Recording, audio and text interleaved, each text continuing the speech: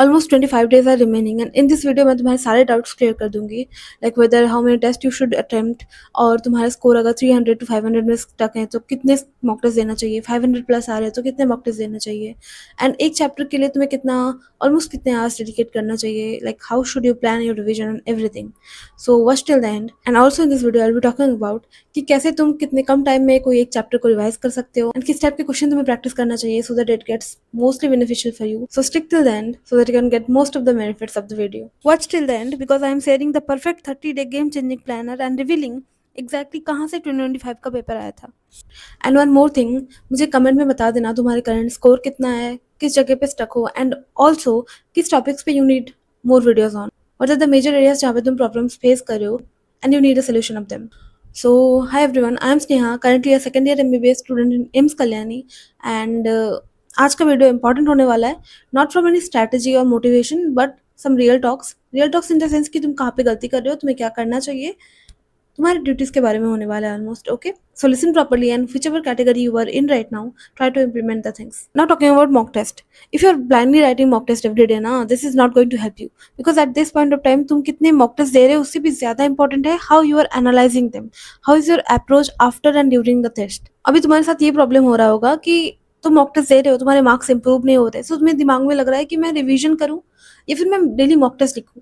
Some people are saying write one full mock every day.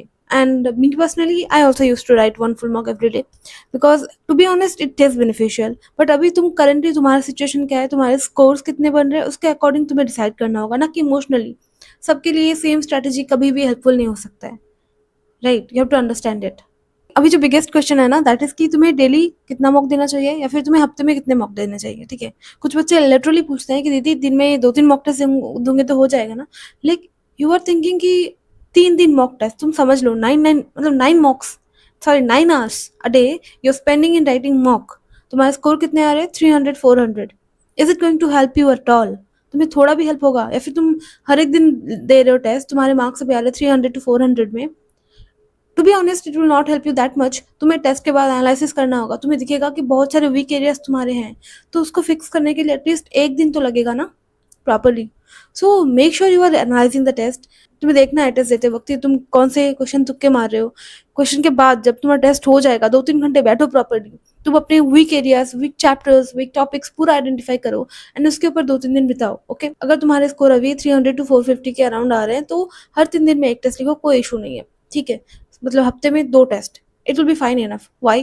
Because एक test तुम लिखोगे and उसके बाद यू विल बी एनालाइजिंग. उस दिन तुम प्रॉपरली एनालाइज करोगे, अपने वीक एरियाज आइडेंटिफाई करोगे, जितना हो सकता है थोड़ा बहुत बायोलॉजी के लाइन्स वगैरह जो भी लगे तो कि तुमने सिलेबस मिस्टेक्स किया है. ठीक है, उसी दिन उसके ऊपर काम करोगे.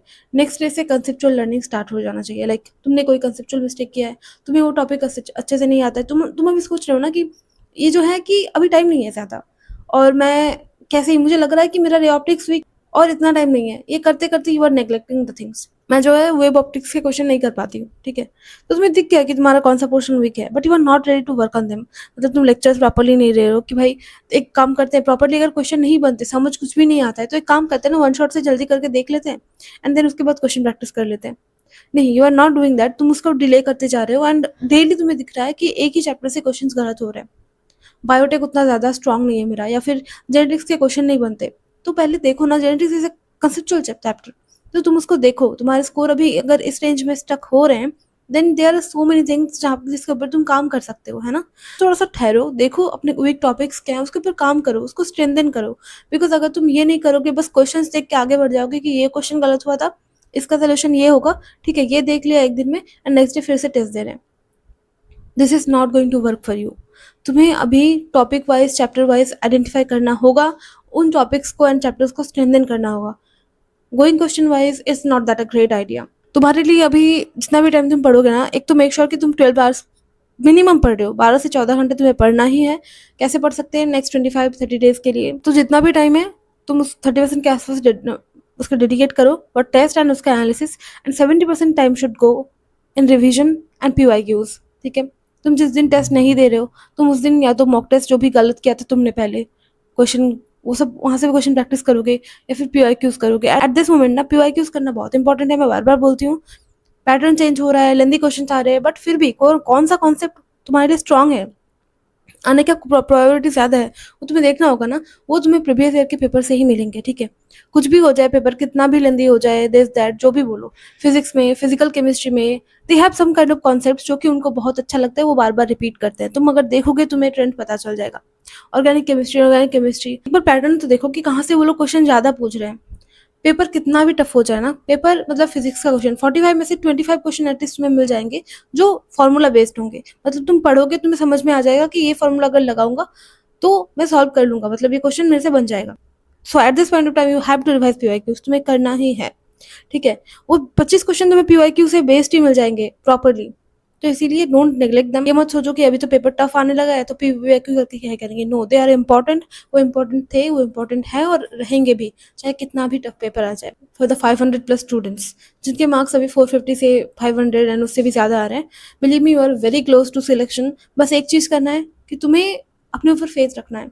ये सबसे ज़्यादा डेंजरस फेज भी है, ठीक है? क्योंकि थोड़ा मिस्टेक करोगे, रैंक में बहुत ज़्यादा ड्रॉप आ जाएगा। अभी at this point of time तुम अगर डेली फुल टेस्ट नहीं दे पाते हो, दैट इज एब्सोल्युटली फाइन, कोई प्रॉब्लम नहीं है। Every alternate day try to write one full. अगर तुम्हें दिख रहा है कि कोई एक चैप्टर ऐसा है जो मेरा बहुत ज़्यादा वीक है एंड वहाँ से कंसिस्टेंटली क्वेश्चन गलत हो रहे हैं, उसको नेग्लेक्ट मत करो, ओके?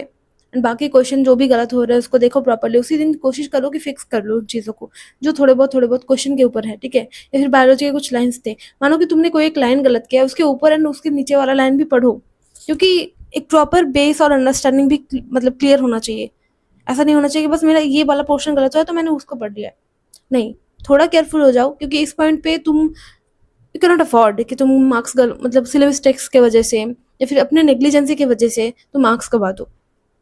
बिकॉज थोड़ा एफर्ट दोगे प्रॉपरली, सिस्टमेटिक वे में सिलेक्शन हो जाएगा, बिलीव मी। गिव अप करने का गलती या फिर मिस्टेक्स को लाइटली लेने का गलती बिल्कुल भी मत करना। Eight this point of time stop learning new things randomly. बिल्कुल ज़रूरत नहीं है, जो भी तुमने पढ़ा है उसको अच्छे से रिवाइज करो। ऑफलाइन टेस्ट सीरीज नहीं परचेज किया है तुमने तो घर पे ही वो जो स्टिमुलेशन है ना, वो जो एग्जाम लाइक स्टिमुलेशन है, वो स्टिमुलेट करके एग्जाम दो घर पे, ठीक है? Eight this point of time तुम्हें हैबिचुएट होना पड़ेगा। अभी तक तुमने अगर ऑफलाइन टेस्ट दिया है, ऑनलाइन टेस्ट दिया है, कुछ फर्क नहीं पड़ता है, बट ये नेक्स्ट 25 डेज के लिए you are writing full marks.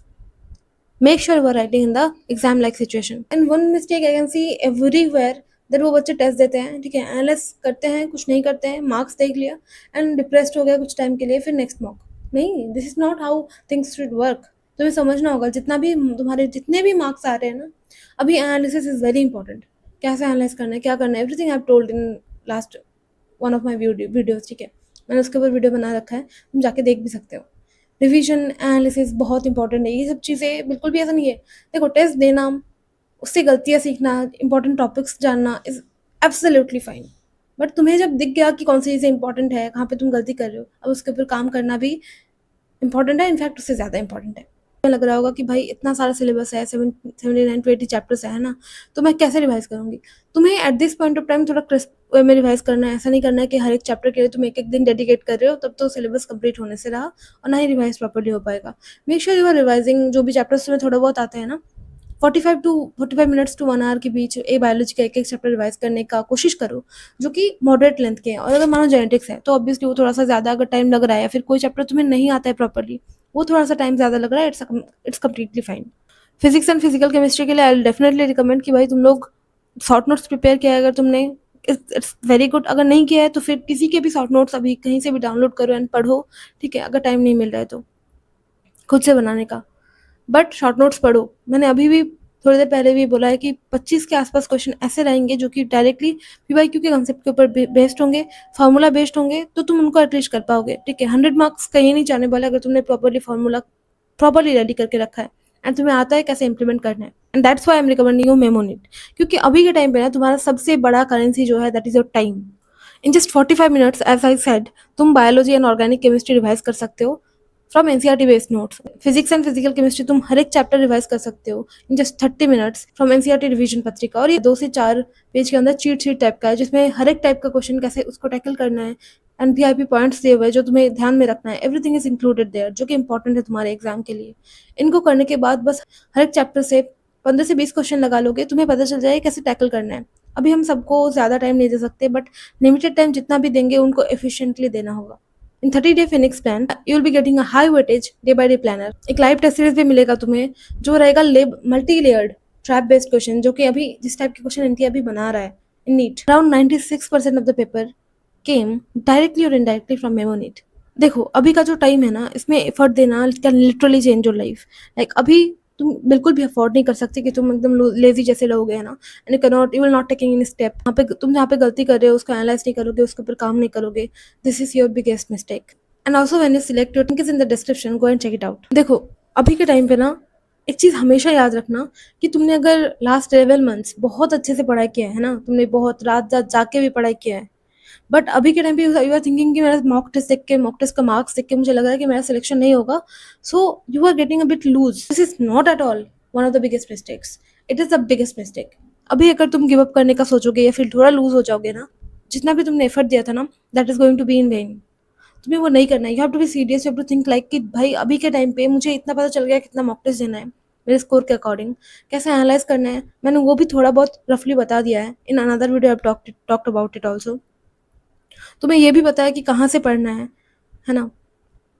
PYQs का इंपॉर्टेंस कितना है मैंने वो भी बता दिया है। Everything I have talked about shortly. तो तुम्हें किसी भी टॉपिक के ऊपर अगर कोई वीडियो चाहिए या फिर तुम्हें अदर गाइडेंस चाहिए, do let me know in the comments. Definitely I am saying मैं उसको पढ़ूंगी and I definitely make videos on it, because I know the last 25 days उसमें सपोर्ट कितना मैटर करता है, उसमें मेंटल स्ट्रेंथ कितना मैटर करता है, उसमें एक प्रॉपर गाइडेंस के साथ अगर तुम चलोगे वो कितना मैटर करता है। So I am with you people, but make sure कि तुम प्रॉपरली पढ़ रहे हो। If you are giving 100% effort ना, विदाउट थिंकिंग कि कौन क्या कर रहा है दुनिया में, किसके साथ क्या हो रहा है प्रॉब्लम, तुम अगर अपना पढ़ाई में ध्यान दे रहे हो, अपने जो ड्यूटीज हैं उसके ऊपर काम कर रहे हो ना, believe me you are not going to be a failure in life, that I can assure.